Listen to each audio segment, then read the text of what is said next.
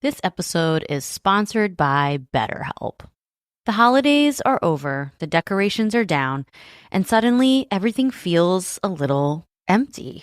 It's normal to feel the winter blues after the holiday excitement. January, February, and March are by far my least favorite months of the year. It's cold and dark, and I have to get some extra vitamin D on board. I also need to keep my regular scheduled appointments with my therapist.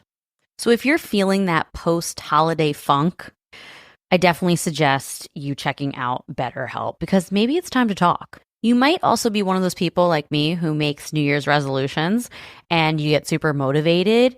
So maybe you need someone behind you to hold you accountable and come up with a plan to meet your goals. BetterHelp is super convenient, totally online. You have a therapist right at your fingertips whenever you need them. So head over to betterhelp.com/wifeofcrime1 to get 10% off your first month. That's betterhelp.com/wifeofcrime1 for 10% off your first month. This podcast is an unscripted, unedited conversation about true crime. We take the cases very seriously, but I don't take myself seriously at all, and neither should you. Welcome to Wife of Crime. So Russ, I rarely tell you cases that are unfolding as we speak, but I got so many messages about this case that I knew I just had to do it. This story has everything: corruption, money, murder. It's definitely going to be a docuseries one day. This is the case of the Murdaugh family murders.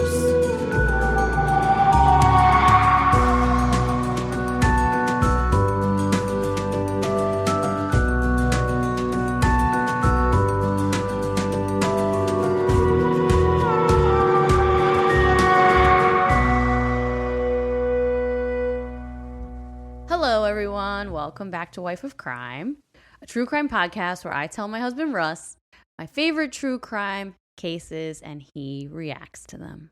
What's up, folks? It's your boy Russ, live from the kitchen table where we just wipe the spaghetti off the table to rock out with the pod. So true. So, I have some exciting news. I put it on Instagram and Facebook, but not everybody who listens to us might not check the social media or even have social media. If you have social media, check the Instagram. We're pretty active there, and if you message us and stuff, Jess will respond, and sometimes if see a message says read, I read it, but don't respond, and Jess will respond when she gets out of work. Yeah, Russ doesn't always respond to the messages, so if you're left on read for a while, it was probably him. But, at least I read it, and before I would have responded, my response are ha, H-A, because it was funny, what you said or something, and just you have to expand. But I laughed. That's a compliment. You said something funny. I hate that voice that you do of me. Anyway. Imagine how I feel hearing it all the time. Shut up. Anyway, so on Wife of Crime Pod on Instagram. So Laura Brand is a friend of the podcast. We covered the Toolbox Killers way, way, way, way back when, in 2019, I think, maybe. And after we covered that case, her and I became Instagram friends because we started DMing each other about the case. Slide into DM. And then she ended up coming on the show and we did an interview with her. And Laura is a really interesting person. So far, first and only other person on the podcast besides us. Yeah, that's true. So she's a really interesting person. She researches serial killers. And she developed a questionnaire for serial killers. She's interviewed over 50 of them. And she formed a relationship with a serial killer named Lawrence Bittaker, who is the Toolbox Killer. Piece of shit. The insecure Herb. Yeah, that's what Russ nicknamed him. I don't like giving them cool names. You got to give them bad names so they don't embrace it. It's true. So she's coming out with a documentary. It's so exciting for her. It's going to be on Peacock and Oxygen Network. And it airs on Peacock on September 23rd. And it airs on Oxygen on October 3rd. And we are going to do it as our True Crime and Chill October episode. It's called Toolbox Killer, and it's about all her research and everything that, happened with Lawrence Bittaker and her relationship, and how he left her maps to find the bodies of the remaining victims. And so she's been working for the past few years to find these last two girls' bodies and just bring them home for their families so their families can get justice. I was thinking about possibly doing that as like a bonus episode on the regular feed. Oh, that's a good idea. Maybe we'll do that. Yeah, and then but still doing a regular True Crime and Chill for the Crime Squad. Okay. Or family. Yeah. That's good. I don't know, I said squad. All right, so we can do that as a bonus episode, and then we'll pick something else to do for our October True Crime and Chill. That way it's on the main feed for everybody. Okay. Look at you being so inclusive. Yeah, I just made that up. I'm always good at making stuff up. Well, for our September True Crime and Chill, the one we just released on our Patreon, we did a documentary called White Boy, which is about White Boy Rick, and it's a really crazy, interesting case. And Russ talked a lot in that one, actually. He talked more than he normally does because he related a lot to White Boy Rick, and it was really good. So if you're interested, head on over to Patreon. Our True Crime and Chill episodes are from the $5 tier and up, and you can hear, I think we're up to like 9 True Crime and Chill episodes. No, I think right now, in total, we probably have like over 13, 14 different types of episodes and stuff there, which is probably at least 14 hours of content. So if you're not sick of hearing us and you ran out of stuff to listen to, jump over there and get annoyed by me over there too. And now we have the Patreon list, which is long this week, and I might pause for a breath. So, which is dope though. We have Jennifer, Michaela, Trinity, Jovi, and Olivia. Those are the homies that send us the art. Shout out to you guys. Special shout out for Jenny, who deals with Kyle's video game playing all the time. Nancy, Amy, Christy, Beth, Bree, Megan, Melissa, Karen, Jaquita, Megan, Lauren, Matt, Cindy, and Kayla. So cheers to you guys. Everyone crack your drink. And yeah, cheers. Well, I have to say, you've been very on point with your review of the week lately. So tell us what you got. So it's from Nightmares Matt. It's called One of the Few, 5 stars. My wife and I have been a huge true crime fans forever. I'm a podcast listener, though. She prefers TV. So I'm one of the few men who listen to this show alone. Russ, my man, it's good to know if I ever go to prison for any reason, that I can beat the crap out of a sick individual and go pick up a bag of chips with the $10 Russ would send me. Gives me hope. Not that I ever go to prison, unintentionally at least. I obviously haven't learned anything. I think I just indicted myself. Anyway, great podcast. Gonna go contribute to the beer fund. High five. Oh, nice. So that's dope, because most of, I'd say at least 80% of our listeners are women. So shout out to Matt for hanging out, We're the minority over here. Yeah. Thanks, Matt.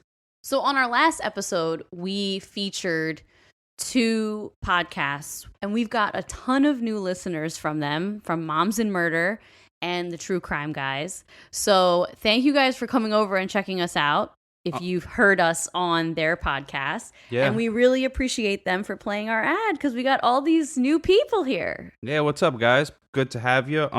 If any of our listeners go over there and listen to their podcast, make sure you leave them a good review and, say hi and tell them we sent you. Yeah, definitely, because we've gotten a lot of good reviews from them. So go show some love.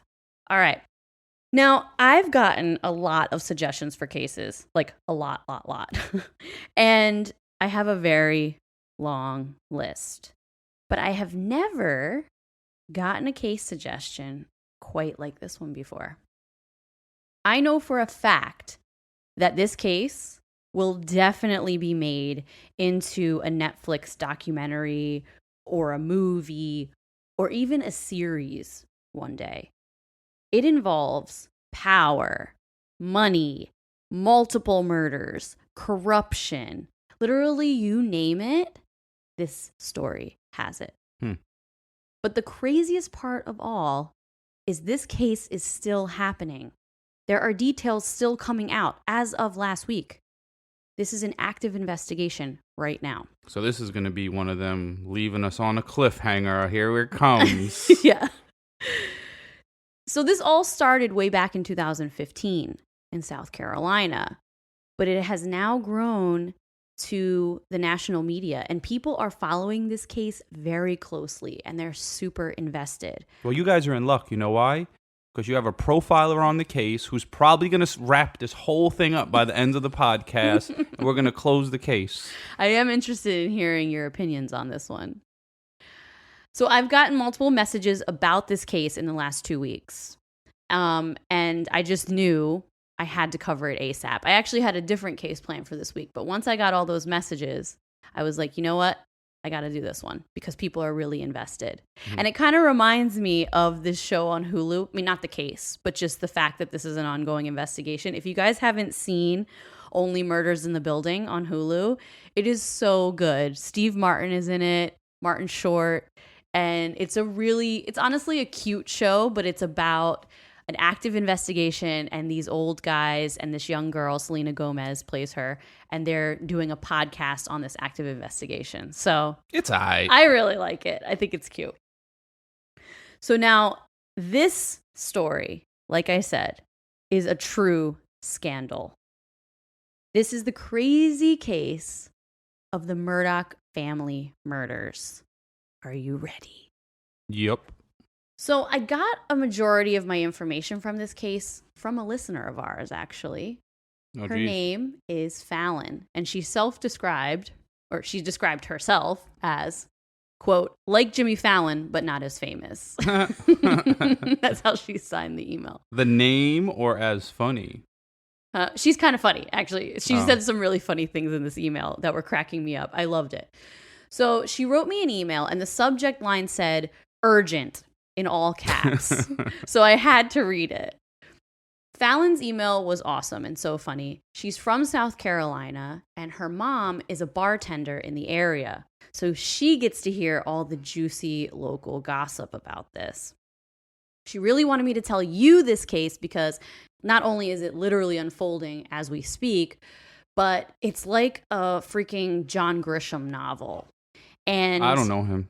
John Grisham, he does like all the big, murder mystery. Oh. Really? You don't know John Grisham? No. Interesting. Has he been on ESPN? Shut up. Then I probably don't know. Well, he ever had a home run? Fallon That's a no. Wanted to hear your opinion. So she sent me a ton of links to Fitz News, which is a local news outlet down there. And then she also sent me a link to a podcast called Murdaugh Murders Podcast. A reporter named Mandy Matney does an amazing job with this podcast. I think that's a real name. Yeah, that's her name. Mandy Matney. Matney, yep. That's a very good stage name. Yeah, it's her name. She's been investigating this family for over 2 years. So I'm going to give you an overview of this case because you kind of have a short attention span, no offense, and you'll probably lose track if I go way, way, way too deep. Well, offense taken. Well, I appreciate the little jab at me while I'm sitting here giving you my undivided attention. So if anyone listening wants a real deep dive, head on over to Murdaugh Murders Podcast for Mandy Matney's coverage of this and give her 5-star review and tell her we sent you. And, if you have ADD, just stick around with me, Yeah, it's true. But you don't even like multi-part docuseries. So that's why I'm going to give you a nice overview with some important details. But if anybody here wants a deeper dive, they can go over there and listen. Yeah, I hate multi-part. Exactly. Only when there's fluff. If there's enough stuff to keep me interested, but if it's just a lot of fluff and music and cutscenes and, I'm out. Well, I took out all the fluff and I'm giving you all the facts. The Murdaugh family is a dynasty in South Carolina's Low Country. Everyone kept saying Low Country when they talked about this area, so I had to look it up because being, living up in the Northeast and now being in New York for 12 years, I don't really know much about the South, to be honest with you. So I had to look up what the Low Country is. I don't either. I always just assume there's a lot of pickup trucks out there. True. I like pickup trucks, but, I feel like they have more than us. They do, yeah. So the Low Country is the southernmost part of South Carolina. And it's what I think of when someone says South Carolina, like what I picture. It's got like marshy land with like those big trees with the Spanish moss hanging off of them. Like how you imagine or how they portray South Carolina in movies and stuff. That's what the Low Country looks like. That's what it looks like, or that's what you assume? No, that is what it looks like. On my mind, I always picture like just like small towns and it being like kind of cool, like everyone kind of knows each other. That's how this is. But I could be wrong. Someone will wrong me on the internet. Well, this is where the Low Country specifically is where a lot of the plantations used to be. So the reason the Murdaugh family is a dynasty in South Carolina is because... They won back-to-back sports championships. No. Is because for the last 100 years, they have had power over law enforcement and have a lot of influence over courtrooms. From the year 1920 to 2006, the Murdaugh men served as the solicitor of the 14th Circuit. So the solicitor is an elected official in charge of overseeing all the prosecutions of criminal cases. Okay? They are considered by many to be the most powerful in the South Carolina judicial system, similar to a DA, a district attorney. So they are the prosecutors, okay? So there are a lot of people in this area that will go so far as to say that the Murdaughs are the law in this part of South Carolina, which is a lot of power. Yeah. And absolute power corrupts, absolutely, right? Yeah, that's like the saying. Yeah. It's very fortune cookie. It is very fortunate. I had a fortune cookie for you. So one thing that is weird about this family, among many things, is that although their name is spelled Murdaugh, which when you read it, you would think it would be Murdaugh, it's actually pronounced Murdaugh, like with a K on the end. Oh, okay. And the man at the center of this case, his name is Alex, but it's spelled Alex.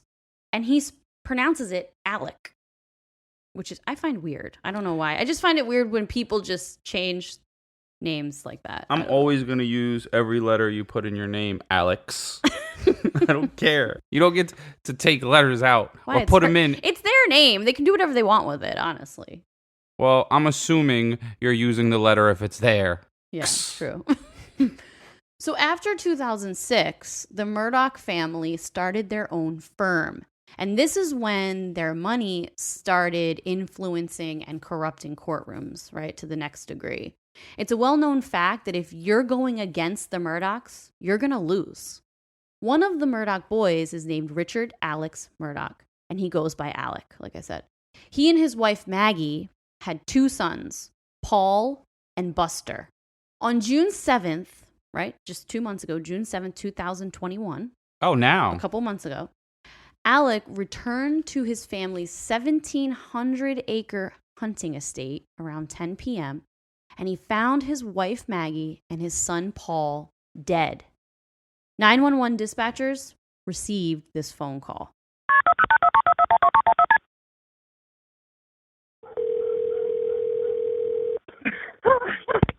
Hampton County 911, where's your emergency? This is Alec Murdaugh at 4147 Moselle Road. I need the police and the ambulance immediately. My wife and child got badly. Okay, you said 4147 Moselle Road in Allison? Sir? You said 4147 Moselle Road in Allison?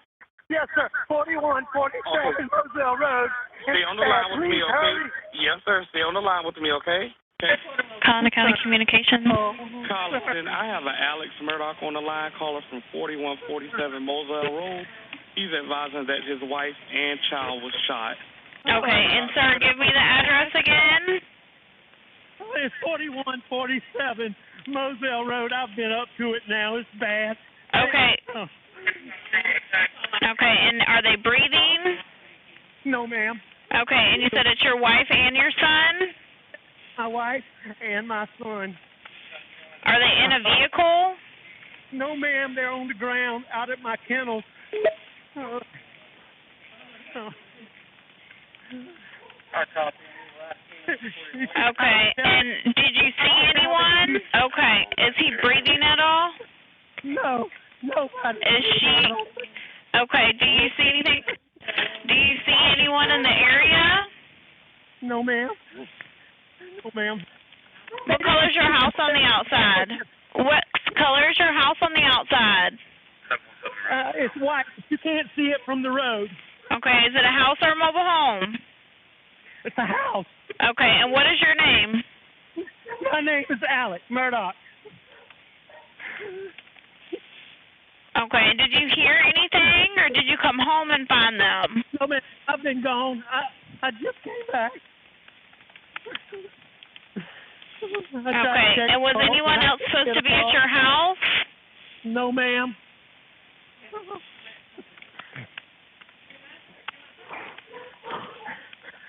Please hurry. We're getting somebody out there to you. Okay. What is her name? Maggie and Paul. Maggie is her name? Yes, ma'am. Okay. And please hurry. We're getting somebody out there to you. Me asking you these questions don't slow them down, okay? And you sure they're not breathing? Is he moving at all, your son? I know you said that she was shot, but what about your son? Nobody. They're not. Neither one of them's moving.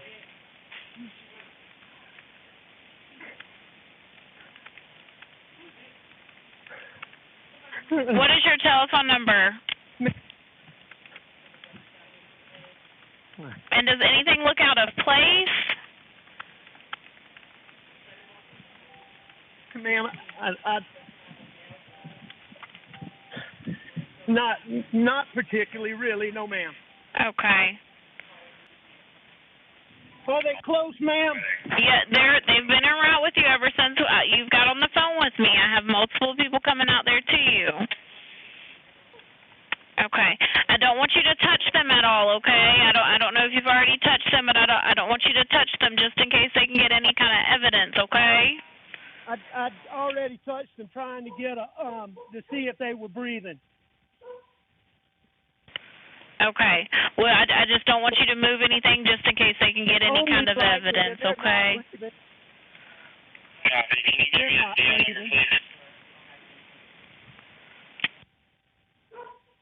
Oh.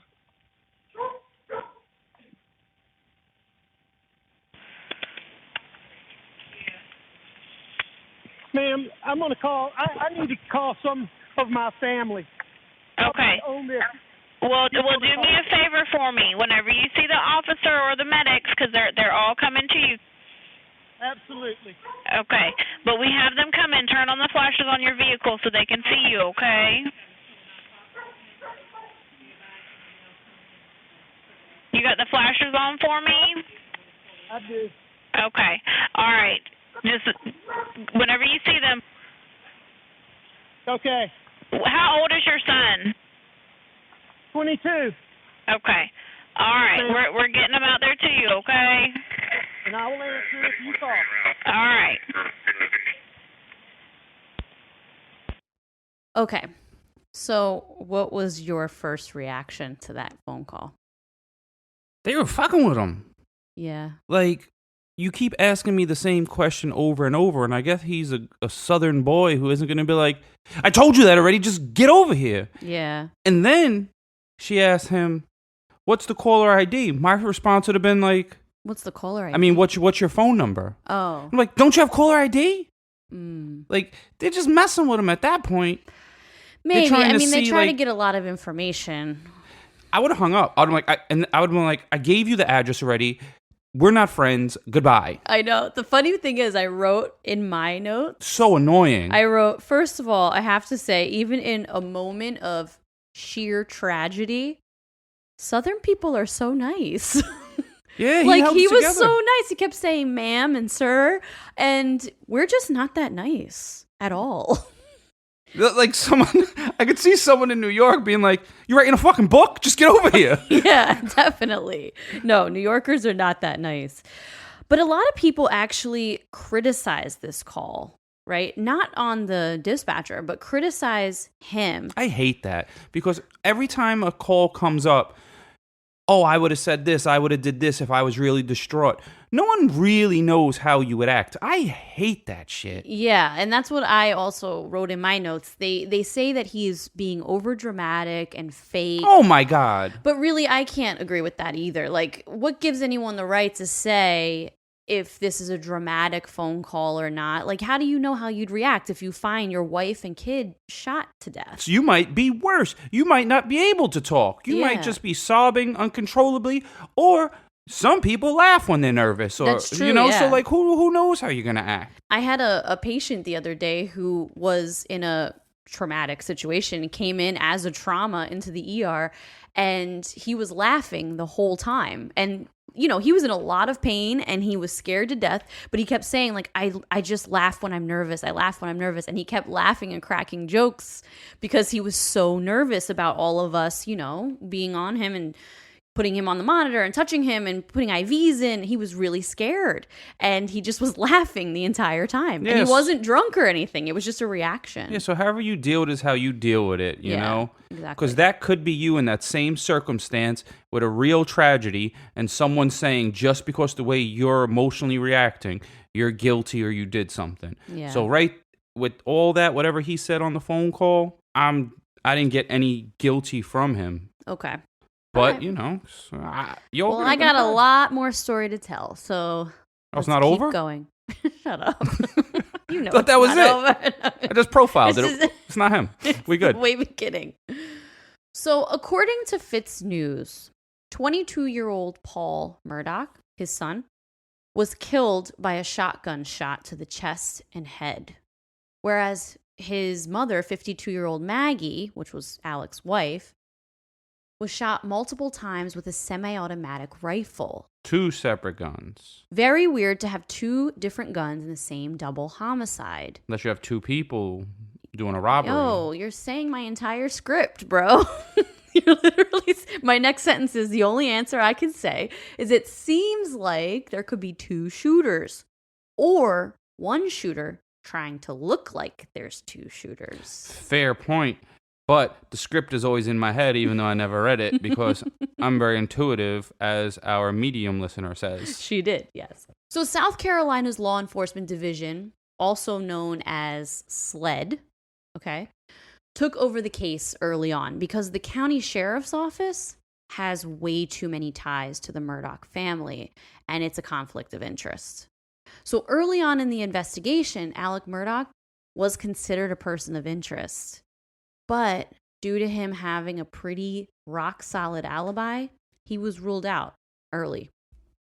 Alec was taking his sick father to the hospital at the same time that his wife and son were being killed. How long was he gone from home? He said he wasn't home. Was he like away out of town? Or no, I just said he was taking his father to the hospital. Oh, I thought like maybe he was out of town. So I got confused because earlier I thought you said he was like out of town. No. Where'd I get that? I don't know.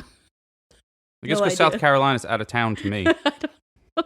So, yeah, he was taking his father to the hospital, and the cops could confirm this. So, what are they cops that he knows because they run the town? No, because I just said that SLED got involved early because the county sheriff's office has too many ties to the Murdaugh family. And SLED knows this is a conflict of interest, so they got involved instead of the county sheriff's office. I just helped 2 people out that are listening that got lost too, so we're good now.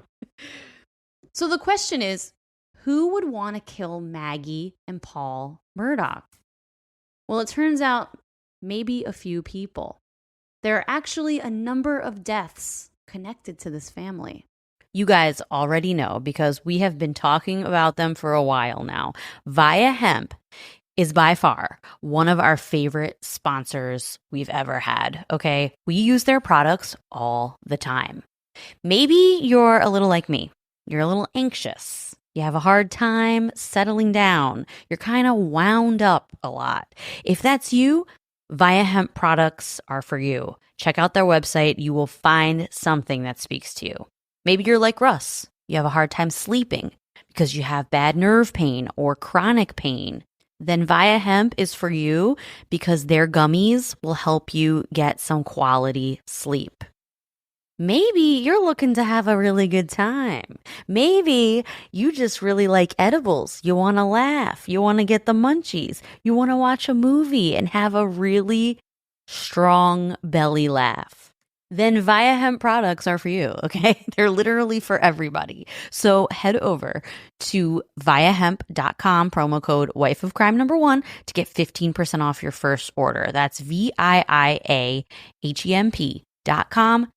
Wife of Crime #1 for 15% off your first order.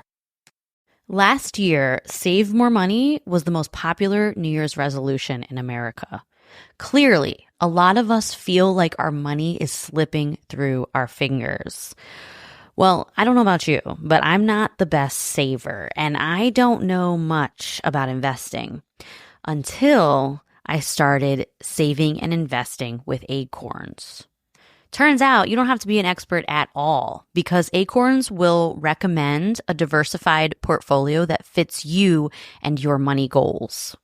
And I always thought that when people say, ooh, I invest in stocks, that they had a ton of money or something. Well, you don't need to be rich. Acorns lets you invest with the spare money you've got right now. You can literally start with $5. And you know you guys are spending that at Starbucks on these fancy lattes. So skip the coffee and invest with Acorns.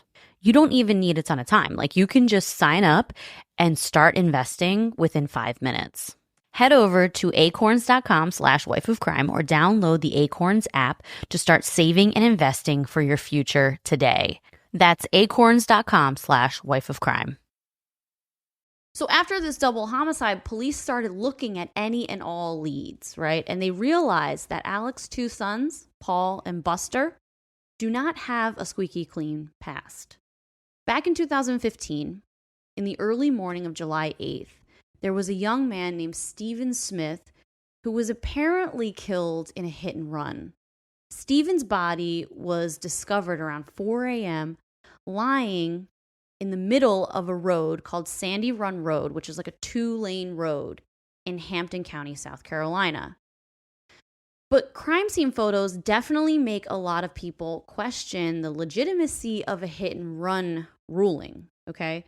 Stephen clearly suffered blunt force trauma to his head. He had a 7-inch gaping laceration, like really big. Blood all over his head and face. And there was no signs of a vehicle. No tire skid marks.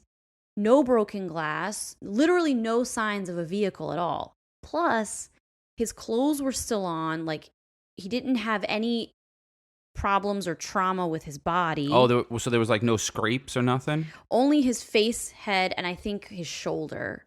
And his shoes were still on, even though they were loosely tied. Whereas if you get hit by a car, your shoes that are loosely tied are probably going to fly off. Most likely.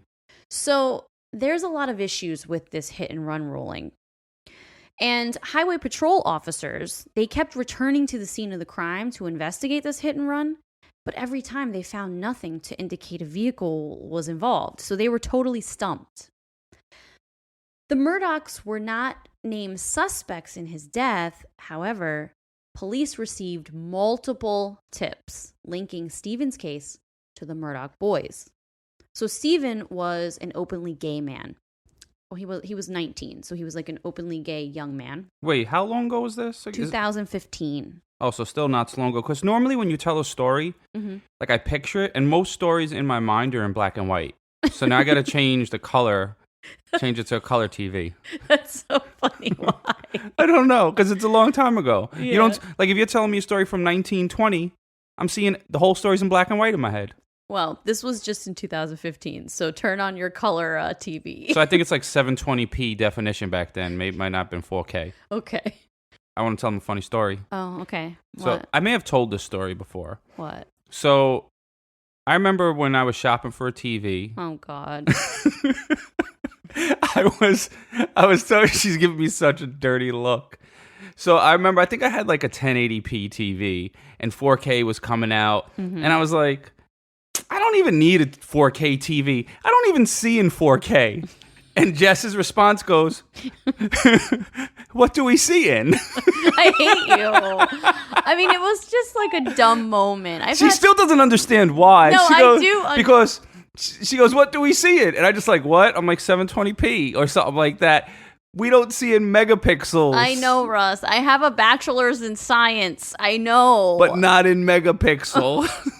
Anyway, back to the story. Listen, Steven, the kid who got killed in this supposed hit and run, he was an openly gay young man, and it had been rumored that he and one of the Murdaugh boys, Buster, were actually involved with each other. Steven was a 19-year-old nursing student who had his whole life ahead of him. And his case went cold less than a year after his death. Steven's family was rightfully completely outraged, and they believe that the mother believes that her son was beaten and left in the middle of the road, and this was not a hit and run. And she went so far as to have his casket open at his wake because she wanted everyone to see what someone did to her kid.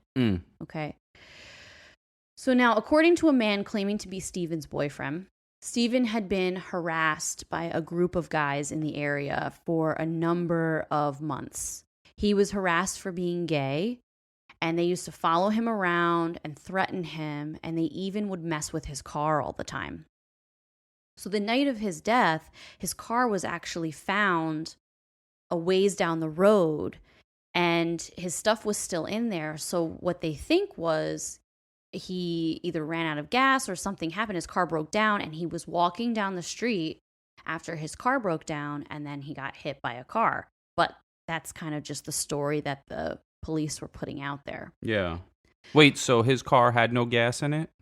I don't know if it didn't have gas or if it broke down, but it was found like a mile down the road. So what the police are saying is he got out of his car and he was walking to get help at like 4 a.m. and then got hit by a truck mirror, hit him in the face. That's what they said. One of Steven's family members came out and said that people keep telling her that the Murdaugh boys were behind this killing, and that about a day or so after the killing, Randy Murdaugh, who is one of Alec Murdaugh's brothers, called Steven's family and offered to take the case pro bono because he's a lawyer. AKA on the arm. Yeah, on the arm. With the deaths of Paul and Maggie in June, investigators decide to take another look at Steven's case because, like I said, it had gone cold. It's been cold for the last few years, and only the family has been like begging for someone to reopen this. I'm thinking, are they trying to put it on the Murdaughs, though? Because that's the only family that could get away with anything they want. So you kind of put it that way. Well, if anybody did it in this town and got away with it, it's them. It could be. That could be the case. But a lot of people really feel like that they're scumbags and that they are capable of doing stuff like this because so many people say that these boys were involved in this kid's death, and other people say that Buster and this kid had like an intimate relationship. So yeah, I mean, maybe that's also maybe the case. Maybe they didn't want one of their family members being gay, and they thought if they got rid of his boyfriend, he won't be gay no more. I don't know. Yeah, I don't know. No one knows. This case was cold, and now stupid people think like that. I don't think like that, so don't think it was me. I'm just trying to think of all different angles. Yeah, well, no. So with the deaths of Paul and Maggie in June, investigators decide to take another look at Steven Smith's case, and they've decided to reopen it, and they're currently investigating it right now. Steven's family said to this day they don't know who killed him, but they have an idea. They think this family was involved. Murdaugh family was involved. We can have an idea, but what are you basing it on? That's the thing, though. You need some type of evidence. Yeah. I mean, unless you just go off of hunches like I do. Exactly. You're the king of needing no evidence to just state a claim. None of my claims put anyone in jail, though. That's true. So in December 2018, Alec Murdaugh settled a wrongful death claim by a family of a woman named Gloria Setterfield. According to court documents, Gloria slipped and fell, which caused her death. Gloria was the Murdaugh family housekeeper, and she died in their home. And the family sued the Murdaughs for a wrongful death, and it was settled out of court. And that's all anyone knows about that. No one knows how she slipped and fell, what happened with it. But very hard to just slip and fall and die, unless you're old. she was not very old. She was in her 60s, and she had 2 sons, and she was a lovely lady, apparently.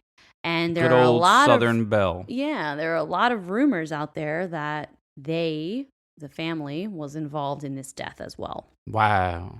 But the biggest case that affected the Murdaugh family is the death of Mallory Beach. In February 2019, the Murdaugh family was really pushed into the limelight when 20-year-old Paul and a group of his friends went on a boat ride heading to an oyster roast. They left the Murdaugh Island.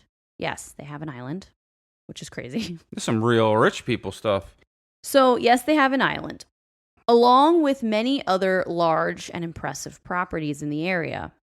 So these kids were all heading to this oyster roast, and they stayed there for about 5 hours. And according to deposition documents, one of the guys in the group suggested that they all pitch in for an Uber because they were all really drunk. Rich people don't pitch in for Ubers. Well, no, they're not all rich. One of them is rich, Paul Murdaugh. The rest of them are his friends. Oh, because I don't even pitch in for Ubers. It's just like, I'll pay for the Uber this time, and then like next time my sister will pay for it or something. Like, yeah, no, he was the only rich one out of the group. So Paul assured everyone that he could drive the boat back home, despite being super intoxicated. Video evidence from the dock shows the boat leave the dock at 1 a.m., and Paul was driving the boat super erratically. According to the deposition documents, one of the girls, Mallory Beach, said she was actually really scared, and Paul began yelling at her. Then Paul's girlfriend spoke up and told him he needed to stop. Like, pull this boat over. You need to stop driving. You're so drunk. And he proceeded to push her, spit on her, and smack her across the face. I have a question. I never had a boat, even though I want one. How do you pull a boat over? I don't know, but you can just stop a boat. That's not pulling over. Stop. There's no road where you could like walk out. Like, let me out. Well, I'm they can walking. go to the shore. I mean, they're in a river. They can pull off to the shore and get out of the boat. All right. It's like a 3-hour tour on Gilligan's Island. They're going to end up on a deserted island somewhere. Yeah. Well, while you were thinking about that, you missed the fact that Paul's girlfriend spoke up. And she got spit on and hit. She got spit on and hit. He hit and spit on her. What a scumbag. I'm sorry, but what the hell? Yeah, no, I expected that from him. It didn't shock me. Oh. Well, after entering Archer's Creek, Paul started driving the boat very fast because everyone was telling him to stop and he didn't want to stop. So he started driving it really fast. And seconds later, the boat ran into Archer's Creek Bridge. Mallory Beach and her boyfriend Anthony flew into the water, but only Anthony came back up to the top. Mallory's body would be later found 5 miles down the river. When police arrived, Anthony, Mallory's boyfriend, told the cops that Paul was the one driving the boat. But in the police report, it states that authorities were unsure who the driver was. Therefore, Paul did not have to take a field sobriety test, and he wasn't arrested that night. Wow. So currently, there is an obstruction of justice case against the Murdaugh family with regards to the death of Mallory Beach. How about the cops who wrote down the wrong report? I'm sure they will be. They need to be part of that too. Yeah, they'll probably be part of that too. It took 3 months for Paul to be arrested for this, and there's apparently evidence missing in this case as well. And in May of 2019, Paul was ordered to stay within 5 counties of his home, and he wasn't taken to jail despite now being charged with 3 felonies. And one of them being manslaughter. Well, he would have got bailed out anyway, whether he was taken to jail or not. I know, but it's just annoying that people who have money and power can not get the same treatment that regular people can. Well, it's like the difference between having a lawyer and a public defender. Like when you have a lawyer that you pay for, it seems like they respect you more in court. Well, The judge gives you preferential treatment. Because also, I know for a fact, if you're in the bookings and you using a public defender, you go last. You're seen last. But if you have a lawyer, they pull you out of the cell and bring you straight to court. So you do get preferential treatment. yeah, I know. But these people got preferential treatment just because they have a ton of money and because they are the law in the area. Like Judge Dredd. I am the law. So currently, the Beach family has a civil suit against the Murdaugh family for the wrongful death of their daughter, Mallory. And the hearing, listen to this, the hearing for this wrongful death case was supposed to occur on June 10th, 2021. But it was 3 days prior that Paul and Maggie were killed. So, according to the attorney for Mallory's family, this case required the Murdaughs to hand over a ton of financial information. Oh. And they're being subpoenaed for their documents. So let's recap. 2015, the death of Stephen Smith, right? Many sources say the Murdaugh boys were involved, and Buster Murdaugh and Stephen may have had an intimate relationship. 2018, the Murdaugh family housekeeper allegedly fell down the stairs and died, and the family filed a wrongful death suit against the Murdaughs that was settled out of court. 2019, Paul Murdaugh killed 19-year-old Mallory Beach while boating under the influence, and the Murdaugh family has now been accused of obstruction of justice in that case. And now we're back to 2021. Alec Murdaugh comes home and finds his wife Maggie and Paul dead. But wait, there's more. There's even more. Jeez. We're not going to be able to go to South Carolina after this episode. People hear it because our listens have went up so much lately that a lot of people are listening. So last Saturday, September 4th, 2021, Alec Murdaugh called 911 dispatchers to say that he had been shot. Apparently, the shooting occurred 7 miles from their hunting estate, which is where he found his wife and son shot. Okay. He says that he was on the side of the road because he felt like he had a flat tire. So he got out of his SUV to investigate his flat tire, and he was down on his knee checking out his tire. And he was shot in the head. What? Okay. After the shooting, he was airlifted to a trauma center in northern Georgia and considered in stable condition because he was diagnosed with a superficial gunshot wound to the head. Oh. So a superficial gunshot wound is when a bullet of a gun doesn't penetrate the skull or the brain or the mouth or the nose or the eyes, like no orifice. They missed him. It They goes like nipped him. skin deep. Yeah, exactly. Yeah, but nobody's going to fake that and just nip yourself in the head. He didn't do that to himself. Really? No way, because all you got to do is flinch and you're dead. So it grazes the skin pretty much. That's what a superficial gunshot Yeah, maybe he wound did his does. arm or something, but I'm not believing the head. No You don't way. believe he shot himself? No. Interesting. A lot of people do. Not in the head. If you flinch a little, you blow your head off. Yeah, that's true. That's a good point. If you what if you sneeze in the middle of trying to shoot yourself?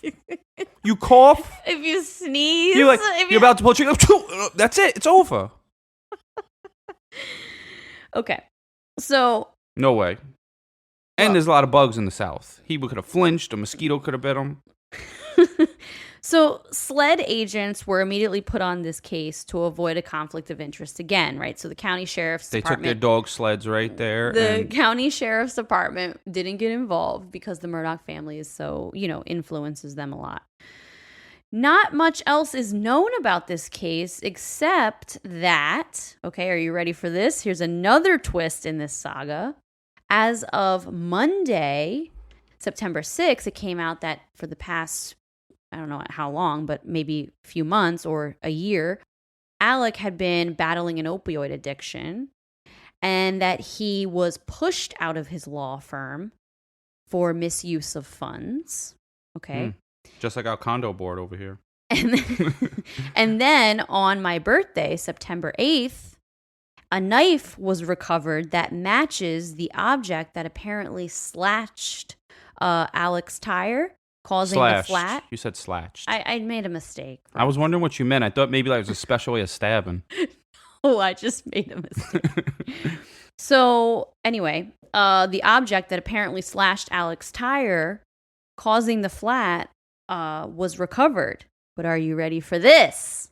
Yeah. The knife that matches the one that slashed the tire belongs to Alec himself. AKA Alex. So did Alec slash his own tire? Did he slash his own tire and then shoot himself in the head but accidentally miss? And maybe he meant to kill himself, but then he grazed his head by accident? Or did he shoot himself in the head to show that he is also targeted, just like his wife and kid? There's a lot of questions here. Well, I also was thinking when you spoke about him pulling over to see if he had a flat. Mm-hmm. Now, he's rich, and by law currently, so he's definitely driving a newer car because he's rich. Yes. I mean, I'm not rich and I have a new car. Yeah. They come with TPS sensors, which are tire pressure sensors. So you'll know if you have a flat. It'll give you the warning. So you're not pulling over for a flat because you would know you have a flat. But would you pull over to look at your tire to see where the flat was coming from? You would know you had a flat. So you would, well, you're going to stop because you can't drive with the flat. You would change it. Yeah. But he didn't pull over to check to see if he had a flat. He either knew he had a flat or he didn't. Because I have a Ford, and that sucker has a tire pressure sensor. But do you think he pulled over to change his own tire? I mean, he's like, well, yeah, you got to stop. Multi-billionaire. Do you think he pulled over to change his own tire? Some people think, would a billionaire change his own tire? Yeah, because you don't want to wait. It'll take too long. Okay. I'm a billionaire. Time is money. Okay. So now, according to his attorney, Alec was investigating his slashed tire, and a pickup truck drove past him, did a quick U-turn, came back, and shot him in the head and then sped off. That's what his attorney is saying happened. According to Mandy Matney at Fitz News, police are very suspicious of this narrative being pushed by the Murdaugh attorney. Now, are they suspicious? If this was an isolated incident and Alex's family didn't have all this mysterious deaths around him, would they think the same way about his case if it was an isolated incident? I mean, they're probably pairing not. it all together. Yeah, of course you do. Why wouldn't they? No one shoots himself in the head to try to... Because you can't practice shooting yourself in the head either. Like, I'm going to get really good at this. I mean, you do present a good point, to be honest. You mess up with one you. time, you're dead. You wake up dead instantly. Yeah, no, you have a good point when it comes to that, actually. And I didn't even think of that before you said that. That why, if you were going to shoot yourself in the head and try to make it look like you're a target, and I mean, it's one thing to shoot yourself. How much of your skull could you nip off? You don't get to practice. Like, oh, true. crap, last time I nipped my cerebellum. Because we did talk about the case of Carrie Farver, a while ago, where someone someone gets shot in the leg. It was a while ago. Oh. And, it's one thing to shoot yourself in the leg, shoot yourself in the arm, but to do it in the head is a whole nother level. Impossible. Okay. If you believe that, shoot yourself in the head and show me. Well, there are a lot but of don't do theories. anything I say, because if you shoot yourself and you kill yourself, then it might come back to me. Of course, it would. Yeah, but if you do anything I say, you're an idiot. So, theories. So this is what a lot of people, including our friend Fallon, thinks. This is a quote from Fallon's email. This is what she thinks happened. Go ahead. And she's there. Did she say you could say it was her? I did. I checked with her. She said it was okay. Okay. All right. Like I told you, her mom's a bartender in the area. She hears all That's what scares me. Like, she's in that town. Yeah, no, we talked about it. She said it was okay. Fallon definitely carries a gun. Quote, I think Alec killed his wife and son. I think he shot himself to make him look like a target and not a suspect. I think he and Maggie were going through a divorce, and she would get half of everything.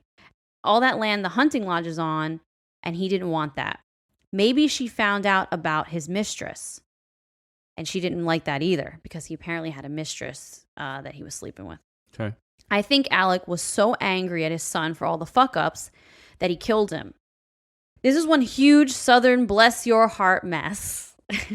You definitely need to read these articles. Tell Russ all about this. So many twists and turns. It's some crazy ass shit. So I have to say, after all the stuff I read and watched and listened to, because it took me about 3 days to gather all this info. Yeah.